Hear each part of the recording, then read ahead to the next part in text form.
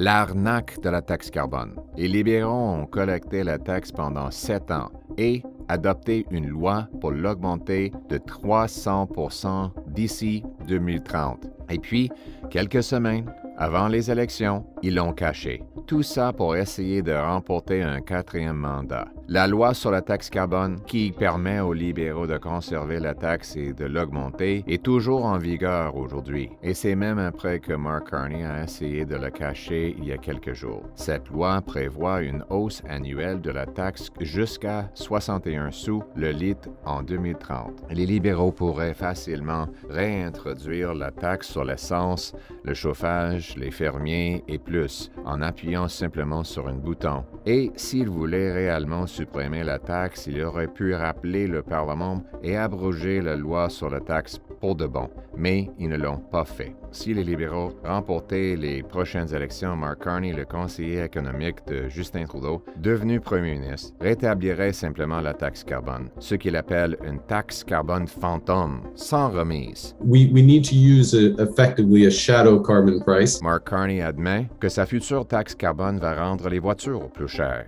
So there's a carbon price on steel.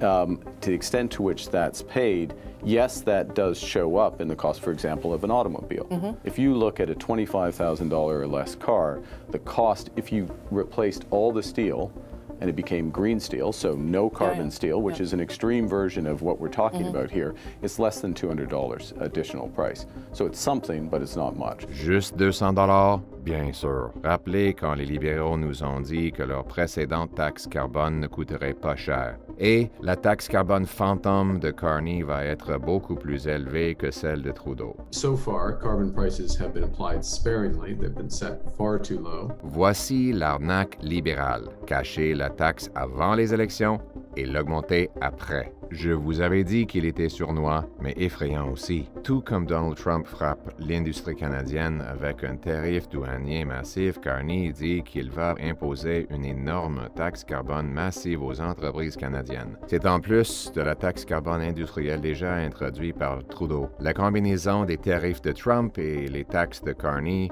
ferait fuir les emplois en acier, en aluminium et d'autres industries canadiennes. Les travailleurs perdraient des salaires et les consommateurs paieraient plus cher. L'argent et les emplois vont quitter le Canada, ça va nous rendre encore plus dépendants des Américains, c'est exactement ce que Trump veut. Ça nous rappelle la décision de Carney de transférer le siège social de son entreprise hors du Canada seulement 6 jours après que Trump a menacé d'imposer des tarifs douaniers au Canada pour voler nos emplois. La taxe carbone de Carney va faire sourire Trump. Mais je ne vais pas les laisser faire. Aujourd'hui, j'annonce que je vais abroger l'ensemble de la loi sur la taxe carbone, y compris la taxe sur les entreprises et les industries canadiennes.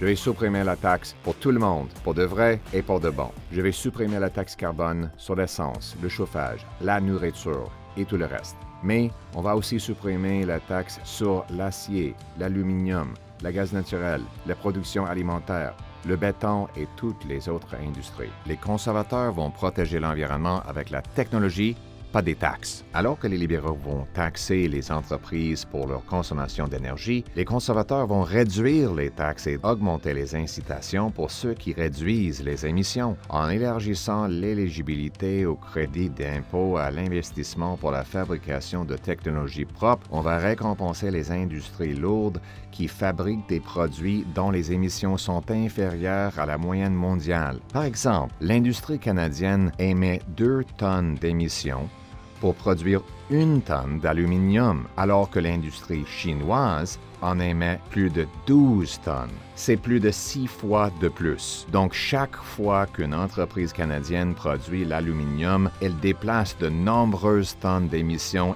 étrangères. Taxer nos entreprises va faire fuir les emplois à des endroits avec beaucoup plus de pollution et ça va augmenter les émissions mondiales. En réduisant les taxes sur la production propre, on va nous ramener les emplois et la production dans notre pays et on va réduire les émissions mondiales. On va restaurer notre base industrielle et reprendre le contrôle de notre économie face aux Américains. Ça fait partie de mon plan pour couper les taxes et les impôts sur le travail, l'investissement, l'énergie et la construction de logements. Avec des taxes et impôts plus bas, on va déclencher un immense boom et ramener au Canada les chèques de paie et la production des États-Unis et d'autres pays. Nos usines, nos mines et nos moulins vont bourdonner d'activités grâce aux soudeurs, charpentiers, tuyauteur, opérateurs de machinerie lourde. Les travailleurs à la chaîne vont gagner plus en produisant plus. On va être fort, autonome et souverain.